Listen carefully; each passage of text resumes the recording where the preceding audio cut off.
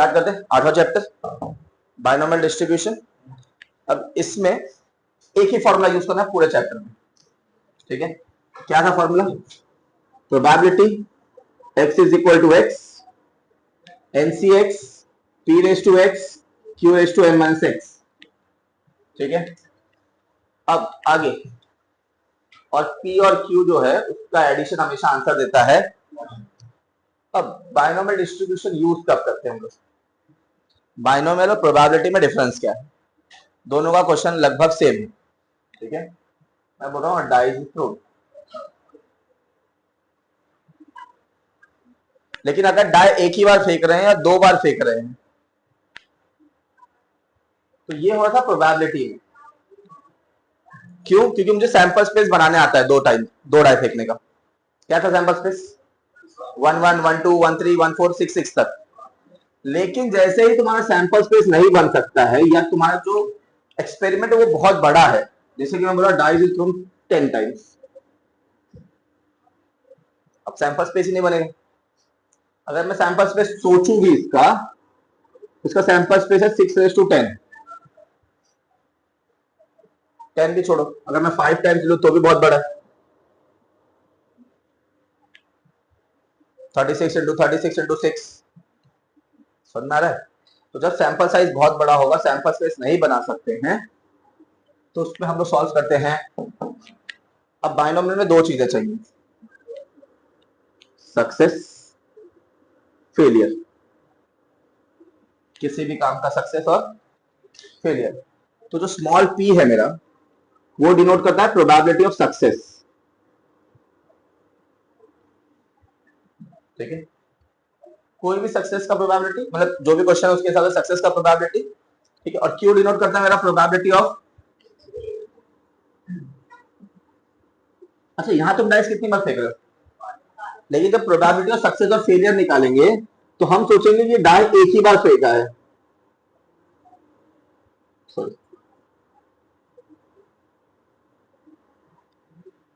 मतलब एक्सपेरिमेंट कितनी बार हुआ है? सिर्फ एक बार, ठीक है। तो वहां से तुमको क्या मिल जाएगा? स्मॉल p और स्मॉल, और जो टोटल नंबर ऑफ एक्सपेरिमेंट है वो तुम्हारे लिए हो जाता है, बस उन सब का वैल्यू लेने का पुट करना है। फिर तुमको क्या पूछा है, कितनी बार पूछा है, वो देखने का। समझ में आ रहा है? जैसे कि पहला क्वेश्चन देखो, कर दिया हमने, लगभग सेम टाइप है। हाँ, अब डाई थ्रो कर रहा है, कितना टाइम थ्रो कर रहा है? 6 टाइम्स। तो सैंपल साइज बनेगा क्या? नहीं। तो डाई थ्रोन 6 टाइम मतलब सैंपल साइज बनेगा, मतलब क्वेश्चन किसका हो गया? क्लियर? अब आगे क्या लिखा है? अब सक्सेस कब मिल रहा है? ऑड नंबर पे, ठीक है। मैं बोल रहा हूँ अ डाई इज थ्रोन, ठीक है। A die is thrown 6 time, 6 times, ठीक है। तो n का वैल्यू हो गया 6, n का वैल्यू कितना हो गया? 6। अब सक्सेस कब मिल रही है? x डिनोट क्या? Getting a odd number. ये मेरा सक्सेस है, जो भी सक्सेस है वो तुम्हारे लिए x होगा। सक्सेस कुछ भी हो, जो भी क्वेश्चन में दिया है वो तुम्हारे लिए सक्सेस है, तो वो हमेशा क्या होगा? x। अब तुमको चाहिए स्मॉल p और स्मॉल q। तो स्मॉल p क्या था? Probability of getting a success,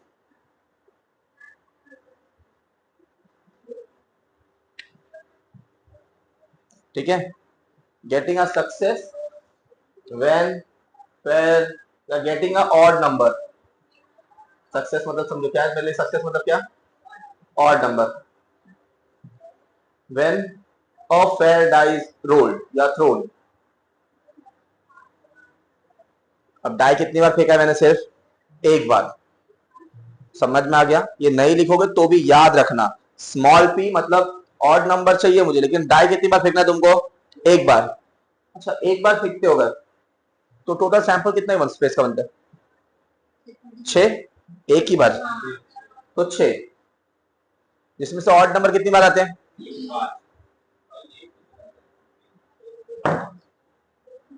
1 3 5।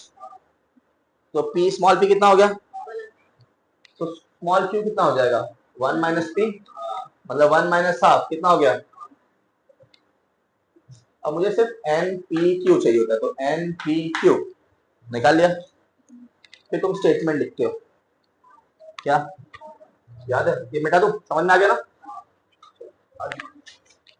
तो तुम सबसे पहले एन निकालोगे, क्वेश्चन में दिया रहेगा, फिर पी और क्यू क्वेश्चन में दिया रहेगा, फिर लिखोगे तुम x follows binomial distribution with n is equal to 6, p is equal to half। ये कंपलसरी लिखना है तुमको, ये मैं पहले भी लिखवाया है तुमको, ठीक है? फिर क्या लिखना था? फॉर्मूला क्या? कुछ और भी लिखने बोला था ना इसके पहले? स्टेटमेंट लिखा, पीएमएफ याद है? इसमें नहीं लिखने बोला था?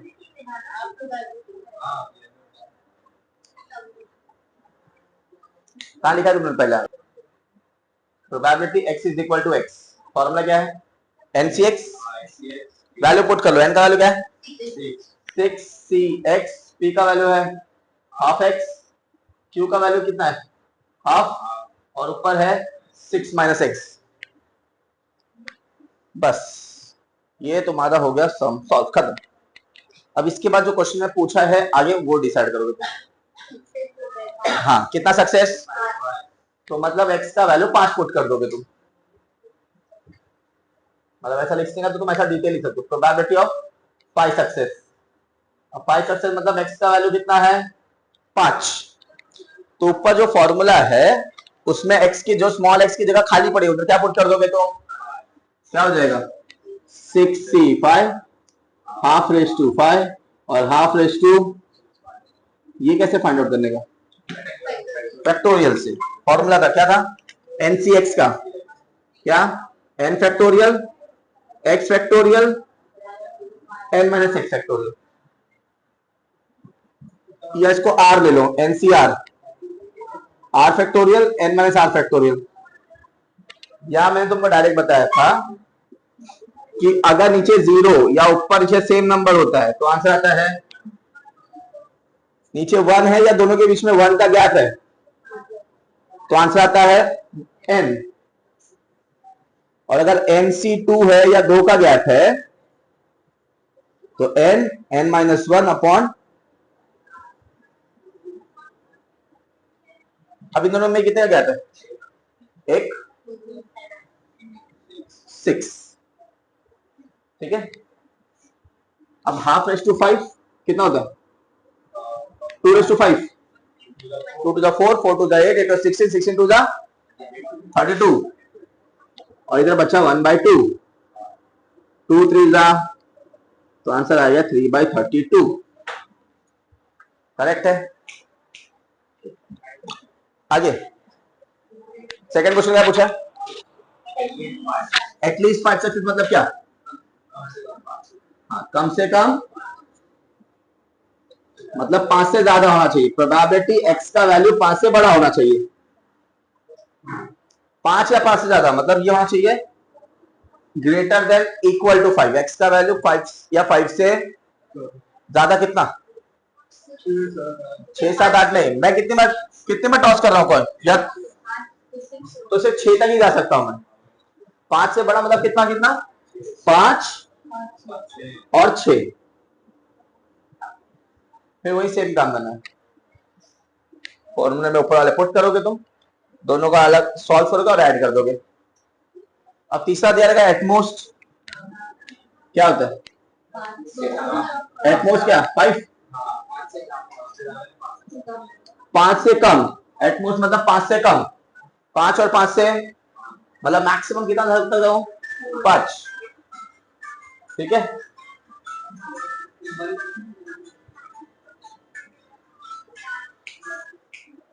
एटमोस्ट मतलब x का वैल्यू 5 से छोटा है, मतलब x is less than equal to, अब 5 से छोटा मतलब कौन सा नंबर?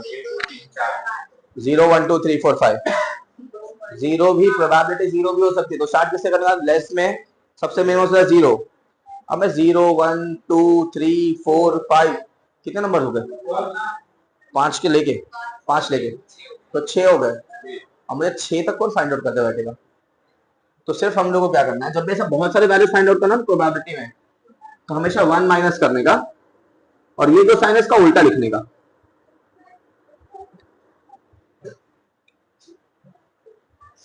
देखो इधर इक्वल टू साइन था, तो जब मैंने उल्टा किया उसको इक्वल टू साइन, अब मैं क्या बोलूँ x ग्रेटर देन 5 और उसको किससे माइनस किया, ग्रेटर देन 5 मतलब कितना,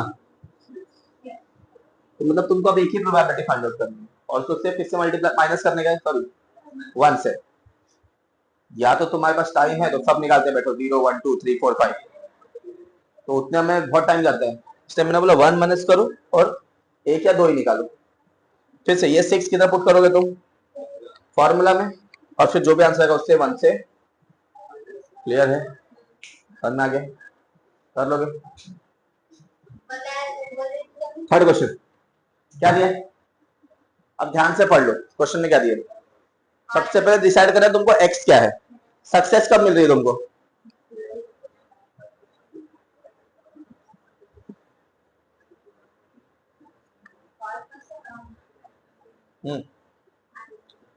देयर आर 5% डिफेक्टिव बल्ब्स, ठीक है आगे, सैंपल स्पेस 10 का है, ठीक है आगे। अब देखो मेरा क्वेश्चन भी मोर देन 1 डिफेक्टिव आइटम्स का है, डिफेक्टिव आइटम्स के बारे में है ना, क्वेश्चन भी डिफेक्टिव आइटम्स के बारे में, तो मैं बोलूं let x be the defective item,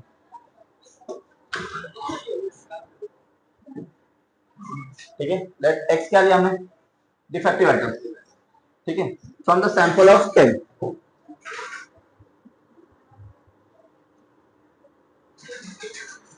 x be the number of defective items from the sample of 10। अब सैंपल ऑफ 10 मतलब मेरे को पता है n का वैल्यू 10 हो गया। अच्छा स्मॉल p क्या था, p क्या था, प्रोबेबिलिटी ऑफ सक्सेस, अब मेरे सक्सेस क्या है, डिफेक्टिव आइटम, मतलब प्रोबेबिलिटी ऑफ डिफेक्टिव आइटम, और उन्हें स्टार्टिंग में तुमको दिया है डिफेक्टिव आने के चांसेस कितने हैं, 5%, मतलब स्मॉल p दिया है कितना, 5%, 5% मतलब कितना, तो 5/100 लिखो, 0.05 लिखो, तुम कुछ भी लेके चल सकते हो क्वेश्चन में। तो क्यू क्या हो जाएगा, 1 माइनस पी, मतलब 95/100 या तो 0.95, कौन सा लेके चलने के, अपॉन वाला, ठीक है। इसके बाद क्या करने वाला था मैंने, इसके बाद फिर x follows binomial with n is equal to 10, p is equal to 5/100, मैं बोला वो लेने का, ठीक है। फिर फॉर्मूला क्या था, probability x is equal to x, NCX मतलब क्या, 10CX P P raise to x Q raise to n minus x, correct. अब पूछा क्या है, probability not more than, probability not more than 1 defective, मतलब क्या, एक से ज्यादा नहीं, मतलब एक से कम होना चाहिए। तो तुमको समझना कि कैसे लिखना है वो, तो तुम यहाँ पढ़ोगे तो जो तुमको समझ में आता है वही साइन वैसा लिख रहा हूं मैं, मतलब x का वैल्यू 1 से ज्यादा नहीं चाहिए, 1 या 1 से, तो इससे साइन लेस देन और इक्वल टू है, 1 से कम कितना जा सकता है, याद रखना, तो x का वैल्यू 0 प्लस x का वैल्यू, और तुम चाहिए तो दोनों एक साथ से सॉल्व कर सकते हो, जैसे 10C0 5/100 रेस टू 0 और 95/100 रेस टू 10, वो 10 माइनस 0 10 हो जाएगा डायरेक्ट, करेक्ट, प्लस इधर क्या होगा 10C1 5/100 रेस टू 1 और 95/100 रेस टू क्या हो जाएगा C0 1, किसी का पावर 0, बचा क्या सिर्फ 95/100 पावर में 10, 10C1 मतलब कितना होता है 10, 1 है तो मतलब n लिखने का, ये कितना हो जाएगा 5/100 और ये हो गया, अब कॉमन है कुछ क्या, 95/100 कितनी बार, 9 बार, तो अंदर क्या बचा 1 प्लस 50 अपॉन 100, नहीं 1 प्लस नहीं, ये 95/100 ना। हाँ 10 में से 9 गया ना, एक बचा। ठीक है, अब आगे क्रॉस मल्टीप्लाई क्यों, डिनोमिनेटर सेम है ना, प्लस कर दोगे कितना जाएगा, तो 95 raise to 9, 100 raise to 9 multiply by क्या 145 अपॉन 100। अब 100 9 बार था, इधर एक मल्टीप्लाई करेंगे तो कितनी बार हो जाएगा, तो आंसर क्या हो गया 95 रेस टू 9, 145 और 100 कितनी बार हो गया,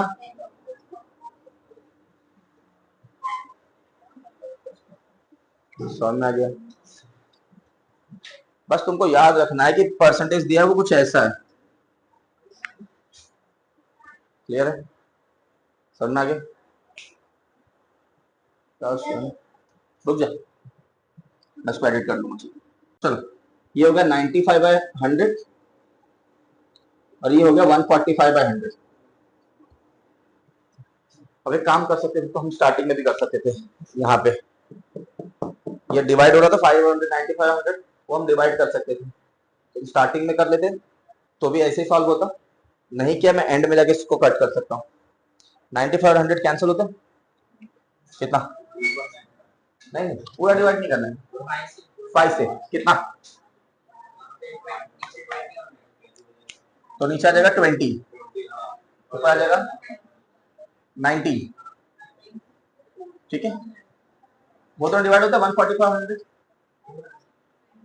नीचे 20 और ऊपर 29 ना।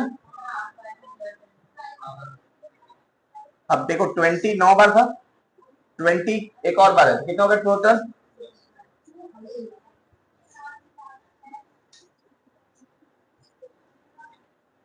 ये है तुम्हारा, ठीक, तो शॉर्ट कर सकती है, तुम चाहो तो वैसा रख सकते हो, हाँ लेकिन कट कर सकते हो तो कट कर लेना एक टाइम, टेंशन नहीं रहेगा, ठीक है। ये सेकंड क्वेश्चन, एक्स क्या है, एक्स डिनोट क्या कर रहा है, अच्छा डाइस कितनी बार थ्रो हो रहा है, पहले क्वेश्चन ध्यान से पढ़ो, क्या बोलोगे, pair of dice is throne 4 times, ठीक है, तो लेट एक्स डिनोट क्या, गेटिंग अ डबलेट, ठीक है, इससे पहले a pair of dice is throne, is throne 4 times, कितने टाइम्स, तो एन का वैल्यू कितना हो गया। अब पेयर ऑफ डाइस मतलब क्या, एक साथ तुम 2 डाइस फेंक रहे हो, तो अब अगर मैं सैंपल स्पेस के बारे में सोचूं, ठीक है, सिंगल बार अगर मैं एक्सपेरिमेंट कर रहा हूं, पेयर ऑफ डाइस का सिंगल एक्सपेरिमेंट, तो सैंपल स्पेस क्या हो जाएगा 1 1 1 2 1 3, 2 नंबर्स मिल रहे हैं।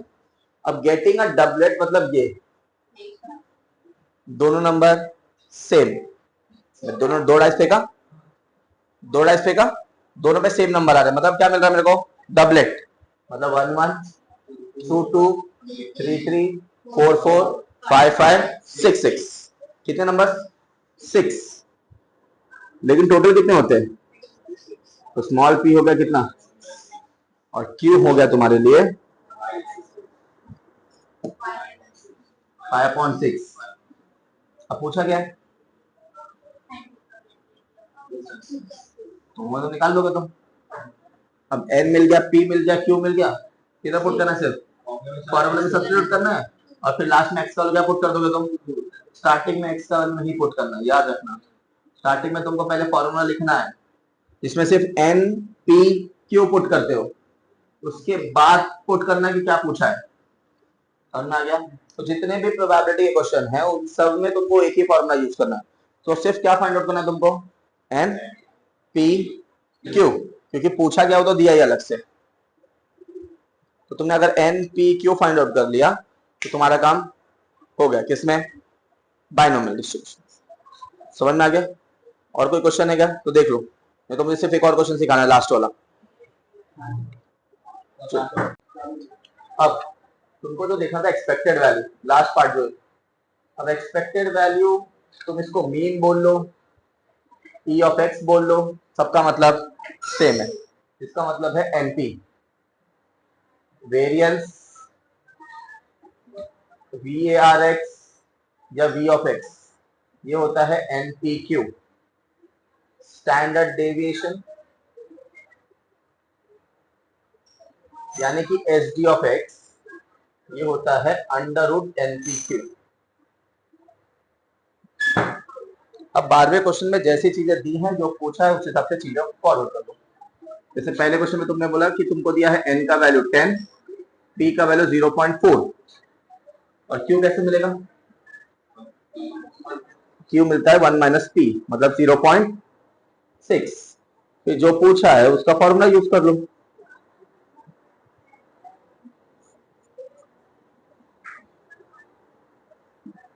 बस फॉर्मूले में पुट करो, मल्टीप्लाई करो, तुम्हारा आंसर हो गया। अब ये जो क्वेश्चन बोल रही थी, बोल क्या दिया था क्वेश्चन में? मीन कितना है? बोल सुजीत, मीन कितना दिया? 18। कितना? अच्छा, मीन दिया है, मीन का मतलब तुमको एनपी दिया हुआ है, ठीक है, मतलब एनपी तुमको 18 दिया है। वेरिएंस दिया है मतलब, चलो ये पहला, एनपी क्यू तुमको 12 दिया है। अब मैं ये वैल्यू इधर पुट कर सकता हूँ, तो therefore 18 q is equal to 12 हो गया। 18 मल्टीप्लाई में इधर क्या हो जाएगा, तो क्यू का वैल्यू हो गया 12/18, नहीं 2/3। अगर क्यू 2/3 तो मुझे पी मिल जाएगा।